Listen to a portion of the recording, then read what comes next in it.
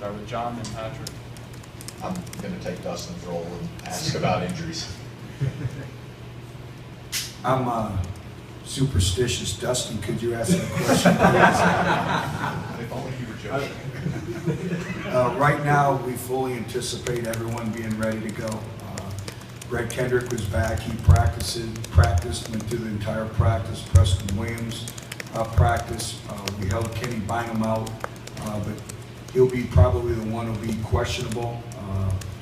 Juwan Jennings was very, very limited. We kept him in the training room a little bit, but we fully anticipate him being ready to go. So in terms of health, Jayshon Robertson made it through the entire practice. So as of right now, we anticipate everyone playing or being available to play.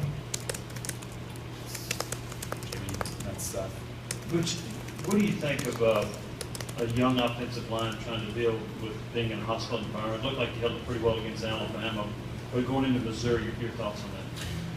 We've had some great learning experiences along the way, and when you're developing a team and a program and you have younger players, it's how do you learn from all those lessons and how do you apply them, you know, not only to the next team, but throughout the course of the season and throughout the course of your career. And so we've played in some great venues. Missouri will be another great venue when you add the uncontrollable factors in terms of the weather conditions and all that. Everything is your mental approach, it's your mental disposition, and you know, you win games, or you have the ability to win games and put yourself in position to win games through your week of preparation. And now we've had a very good week of preparation right now, but that's all part of it, is that mindset that goes into preparing, that mental effort, that mental intensity. And our players, particularly in the offensive front, have done a good job with that all year. Steph in the back, and Steve. You mentioned the weather conditions. How do you prepare for, you know, what could be a really cold night, especially when you only play it once or twice a year? Well, that's challenging in terms of how do you simulate it in practice. But you have to start controlling your mind, and we call those uncontrollable factors. You know, that's part of the game, and it's being locked in that zone, having that mental focus and preparing for it and being prepared. We'll do a walkthrough at the stadium on game day like we always do when we play a night game. So we'll try to get them out there in the elements. You know, I was hoping for a little bit of colder weather in preparation this week, but we haven't had that. But you talk about it and you embrace it, and both teams have to play in it, and it gets back to that mental conditioning, it gets back to that toughness, and it gets back to the maturity of your football team. Steve in the front, then Troy. Getting back to the offensive line, just how have the guys dealt with, I mean, you want cohesiveness, you want to establish a rhythm there, and all the different combinations you've had, how have they kind of adjusted and adapted, and have you ever had a season like this in terms of injuries to a line?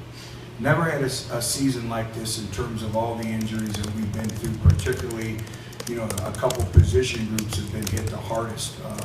But I think that's a testament to their resolve, to their resiliency, and it's part of, you know, the way we practice. And I think it's a tribute to our players of having the mental capacity to be able to play a number of positions. And when you look at what we've been able to do, number 2 in the conference in rushing, have already surpassed last year's rushing totals. You know, that's a tribute to everyone around them and themselves and the running backs and, you know, the entire group. So it's been a great group effort. We all know we're facing, I believe, the stiffest challenge we faced all year in terms of just the completeness of a defense. I think they're a complete defense. When you look at their stats, you know, some defenses are tops in this category, tops in that category. They're basically tops in every defensive category that is out there. And, you know, they're tough, they're physical, so it's going to be a challenge. It's going to be a game of patience. And it gets back to, you know, when your possessions are limited, having a snap and clear mentality, making every play count, and first down efficiency is absolutely critical, staying on schedule. This is another defensive football team that we can't be in third and long situations. That's really when, you know, their personality really comes out and they're able to do, you know, diverse things schematically and put players in different positions. So for us, you know, mixed downs are going to be very, very critical. Troy in the front, John Bryce, Danny, and a few more. Coach Jancic was talking yesterday about just all the responsibilities that nickelback has, and that's not a position that Malik has kind of played throughout his career. Just how much of a transition did he have to go through early in the season, having changed from outside to nickel? It is a transition.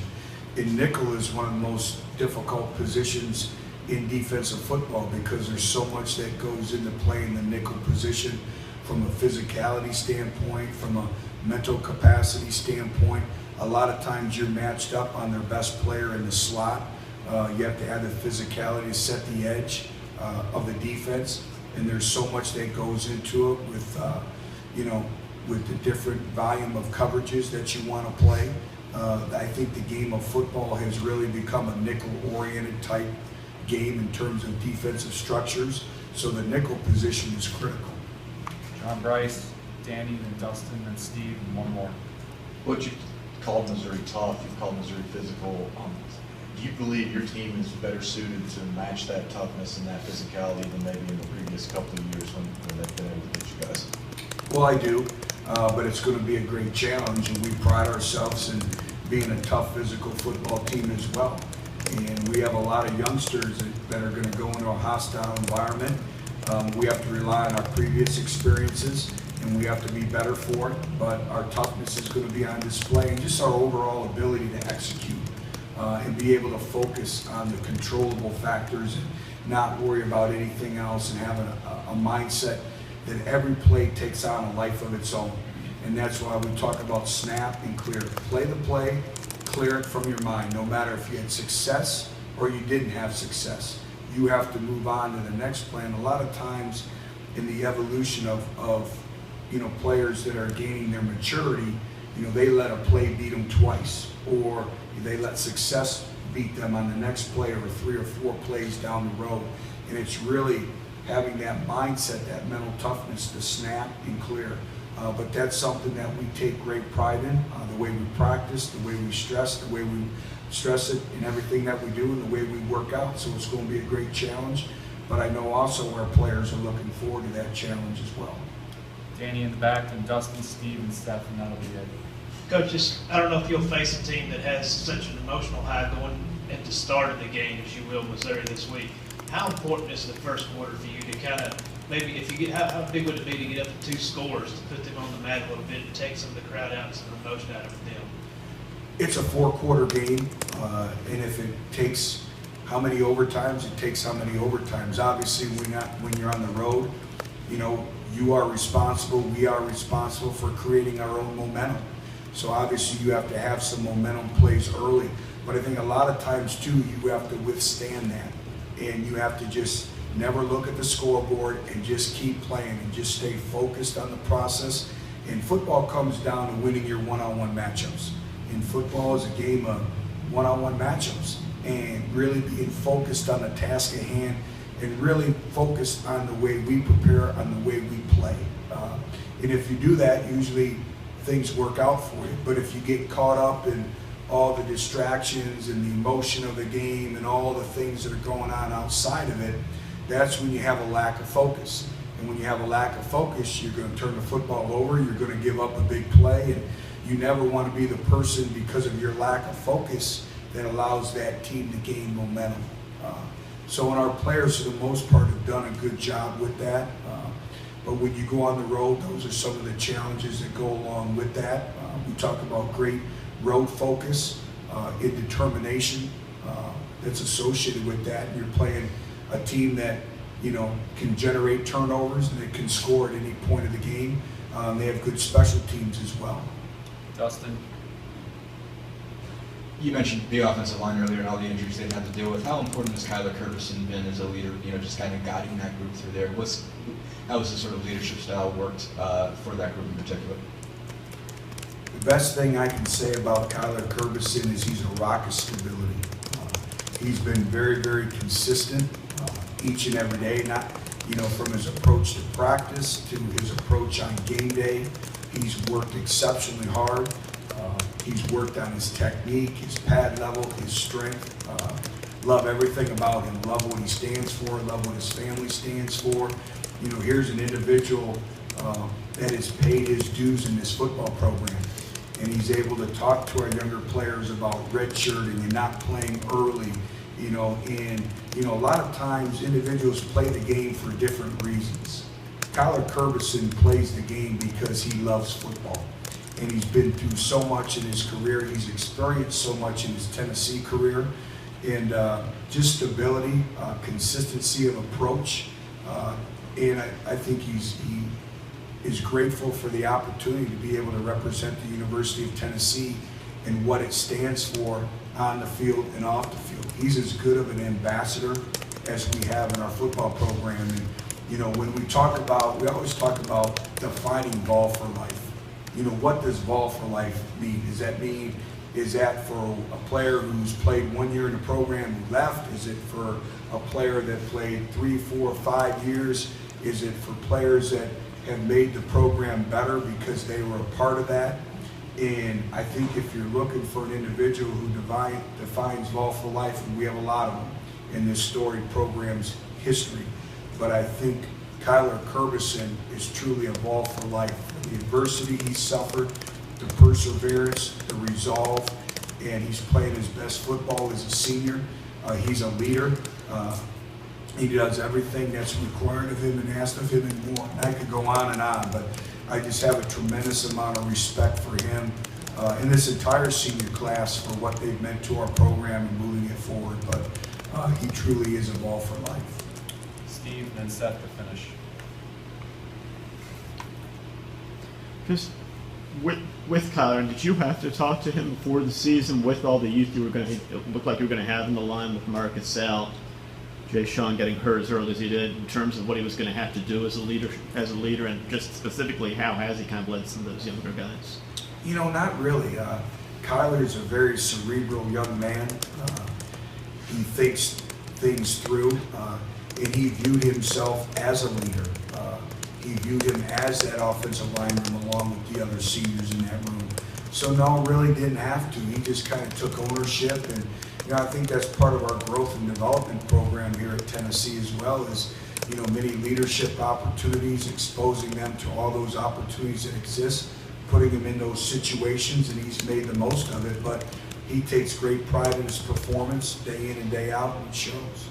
And I think he brings a level of toughness too. Getting away from Missouri specifically, but just in general, 2 games left in the season plus the bowl game. How do you keep the guys focused on what's going on here and now, and for the upperclassmen not looking forward to their future in what's going to be with their football careers? And also, how do you balance the act with guys like Cam Sutton, Jalen Reeves-Maven, your juniors that are draft eligible? How do you keep them locked in, and how do you walk the line of wanting them to pursue their NFL dreams, but knowing that them coming back is best, because obviously having guys get drafted is great for the program and great for recruiting. So how do you balance that out? Really, as of today, that has not been one issue with this football team, and that's the exciting thing, is I think the maturity that they've displayed and shown throughout the course of the year. We've been a focused football team. We've been a determined football team. A lot of times at this time of year, you can let your mind wander and you can go in other places, and I have not seen that. We had one of the best Tuesday practices we've had, one of the best Monday practices that we've had. Every football team has a life expectancy. And it's like I told our football team, Team 119's, the hourglass is turned over. Our life expectancy is dwindling. It's, 11 or 12 some odd days left. And then obviously a bowl game brings you back together. But their consistency and approach, the weight room is filled after practice. And we always talk about just winning the day, just being 1-0 today. And our players have really embodied that. I don't see that being an issue or a problem. I kind of joke with Brian Randolph when he said he's not an emotional guy. But really, we talked about the difference between passion and emotion. In terms of the NFL, you want players that are NFL caliber. That's what this program has been based on, is great NFL players and making them NFL ready when they leave here. But also, we have a whole NFL educational program, and it's all about the betterment of the individuals. But, we'll cross that bridge when we get there, but, you know, there's a difference of just leaving and being a first 15 pick in the draft, you know, or second, third, fourth rounds. You know, a lot of times it's better to stay and, you know, be a part of something special. And I think every individual in our program understands right now that they're part of something special. We're building something special, and the togetherness of this football team, and, you know, the ability to push each other on the practice field and make each other better. But then when you step off the practice field, your brothers in your one Tennessee, your one football team, and, you know, that's what being a team sport is all about. But our team has showed incredible maturity. Now, our maturity will be on display Saturday night. We'll find out a little bit more, but up to this date, been proud of our players. Thank you, everybody. Have a good day. Thank you.